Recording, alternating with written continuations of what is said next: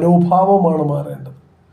എന്തുകൊണ്ട് താടി വളർത്തണമെന്ന് ചോദിച്ചാൽ, സമൂഹം കാണുമ്പോൾ പ്രാകൃതരെന്ന് തോന്നുന്നെങ്കിലും അവരുടെ ഹൃദയം വിശുദ്ധമായിരിക്കണം. അതാണ് ദൈവം ആഗ്രഹിച്ചത്. ഈ പുതിയ നിയമ കാലഘട്ടത്തിലും നാം ക്ലീൻ ഷേവ് ചെയ്യുന്നതല്ല പ്രാധാന്യം ദൈവത്തിന്, അല്ലെങ്കിൽ നാം താടി വളർത്തുന്നതല്ല പ്രാധാന്യം. മറിച്ച് നാം വിശുദ്ധരാകണമെന്നുള്ളതാണ് ദൈവത്തിൻ്റെ ആഗ്രഹം.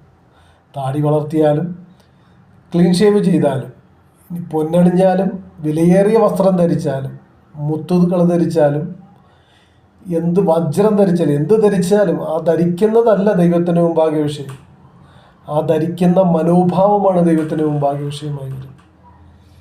അപ്പോൾ എന്ത് ധരിച്ചാലും നമുക്ക് പൂർണ്ണ സ്വാതന്ത്ര്യമുണ്ട്. നമ്മൾ ഇന്ത്യ രാജ്യത്താണ്, മഹാരാജ്യത്താണ് ജീവിക്കുന്നത്. നമുക്കിവിടെ ഏത് വസ്ത്രം ധരിക്കാനും മാന്യമായ വസ്ത്രം ധരിക്കാനുള്ള അവകാശം